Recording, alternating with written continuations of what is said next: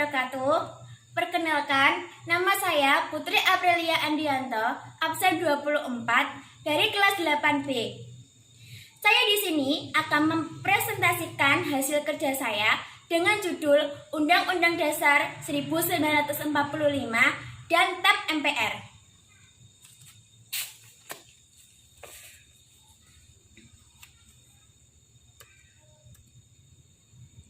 Pengertian Undang-Undang Dasar 1945.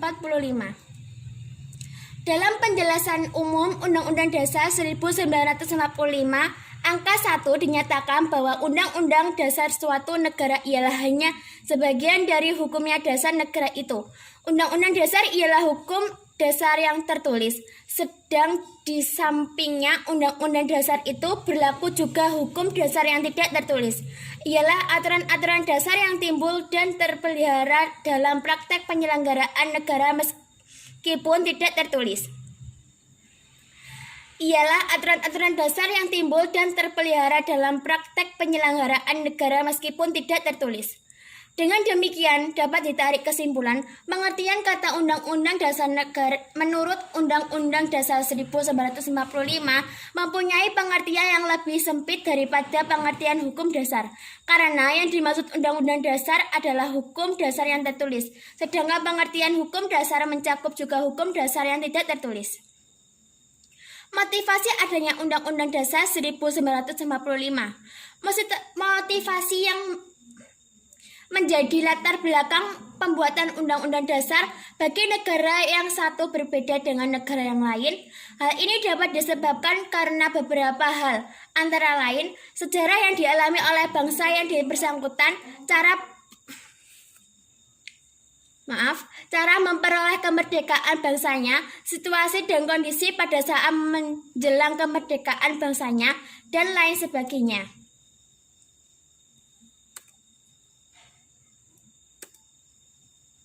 Menurut pendapat Brise, hal-hal yang menjadi alasan sehingga suatu negara memiliki undang-undang dasar terdapat beberapa macam sebagai berikut. 1. Adanya kehendak para warga negara yang bersangkutan agar terjamin hak-haknya dan bertujuan untuk mengatasi tindakan-tindakan para penguasa negara tersebut. 2. Adanya kehendak dari penguasa negara atau rakyatnya untuk menjamin agar terdapat pola atau sistem tertentu pada pemerintah negaranya. 3. Adanya kehendak para pembentuk negara baru tersebut agar terdapat kepastian tentang cara penyelenggaraan ketataannya. 4. Adanya kehendak dari beberapa negara semula masing-masing berdiri sendiri untuk menjalin kerjasama. Kedudukan Undang-Undang Dasar 1945. Sebagai hukum dasar, Undang-Undang Dasar 1945 merupakan sumber hukum tertinggi dari keseluruhan produk hukum di Indonesia. Produk-produk hukum seperti undang-undang, peraturan pemerintah atau peraturan presiden, dan lain-lainnya. Bahkan setiap tindakan atau kebijakan pemerintah harus dilandasi dan bersumber pada peraturan yang lebih tinggi, yang pada akhirnya harus dapat dipertanggungjawabkan sesuai dengan ketentuan Undang-Undang Dasar 1945. Sifat Undang-Undang Dasar 1945. Sifat-sifat Undang-Undang Dasar 1945 adalah sebagai berikut. 1. Oleh karena sifatnya tertulis, maka rumusannya jelas, merupakan suatu hukum yang mengikat pemerintah sebagai penyelenggaraan negara, maupun mengikat bagi setiap warga negara. 2. Sebagaimana tersebut dalam penjelasan Undang-Undang Dasar 1945,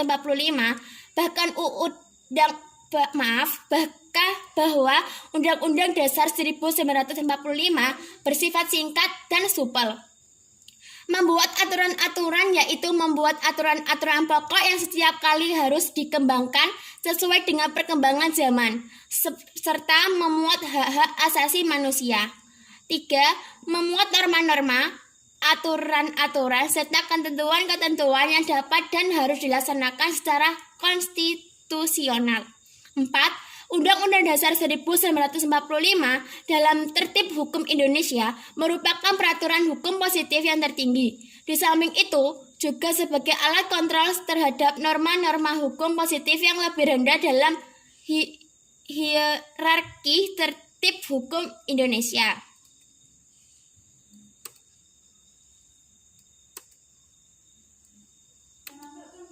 Fungsi Undang-Undang Dasar 1945. Setiap sesuatu dibuat dengan memiliki sejumlah fungsi.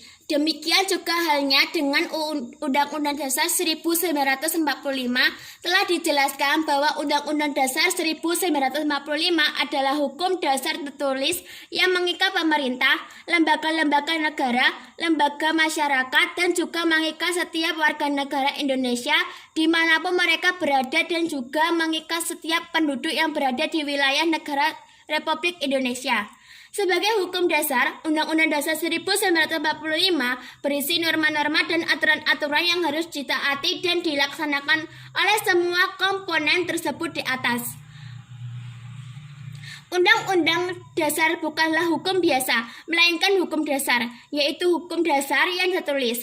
Sebagai hukum dasar, Undang-Undang Dasar 1945 merupakan sumber hukum tertulis. Dengan demikian, setiap produk hukum seperti undang-undang, peraturan pemerintah, peraturan presiden, ataupun bahkan setiap tindakan atau kebijakan pemerintah haruslah berlandaskan dan bersumber pada peraturan yang lebih tinggi, yang pada akhirnya kesemuanya peraturan perundang-undangan tersebut harus dapat dipertanggungjawabkan sesuai dengan ketentuan Undang-Undang Dasar 1945 dan muaranya adalah Pancasila sebagai sumber dari segala sumber hukum negara. Pasal 2 Undang-Undang Nomor 10 Tahun 2004. Makna Undang-Undang Dasar 1945. Pokok-pokok pikiran dalam pembukaan Undang-Undang Dasar 1945 yaitu 1. Negara melindungi segenap bangsa Indonesia dan seluruh tumpah darah Indonesia dengan berdasarkan atas persatuan dengan mewujudkan keadilan sosial bagi seluruh rakyat Indonesia. Menurut pengertian ini dipahami negara kesatuan meliputi segenap bangsa Indonesia dan seluruhnya. Jadi, negara mengatasi segala paham, golongan, dan perseorangan. Negara mengendaki persatuan meliputi segenap bangsa Indonesia seluruhnya. 2. Negara hendak mewujudkan keadilan sosial bagi seluruh rakyat. 3. Negara yang berkedaulatan rakyat berdasarkan atas kerakyatan dan permusyawaratan perwakilan. Oleh karena itu, sistem negara yang terbentuk dalam Undang-Undang Dasar harus berdasarkan atas kedaulatan rakyat dan berdasarkan atas permusyawaratan perwakilan. Hal ini sesuai dengan sifat masyarakat Indonesia. Yang keempat, negara berdasarkan atas ketuhanan yang Maha Esa menurut dasar kemanusiaan yang adil dan beradab. Sumber hukum. Undang-Undang 1. Undang-Undang Dasar 1945. 2. Ketetapan MPRS nomor 20/MPRS/1966. Ketiga, ketetapan MPR nomor 3/MPR/2000. Yang keempat, Undang-Undang nomor 10 tahun 2004 tentang pembentukan peraturan perundang-undangan. Pengertian TAP MPR. Ketetapan Majelis Permusyawaratan Rakyat, Ketetapan Majelis Permusyawaratan Rakyat atau disingkat Ketetapan MPR atau TAP MPR adalah bentuk putusan Majelis Permusyawaratan Rakyat yang berisi hal yang bersifat penetapan. Fungsi TAP MPR. 1. Mengubah dan menetapkan undang-undang, melantik presiden dan wakilnya, memberhentikan presiden dan wakilnya, mengangkat wakil presiden menjadi presiden, memilih wakil presiden yang diajukan oleh presiden, mengawasi jalannya pemerintah, memegang kekuasaan legislatif.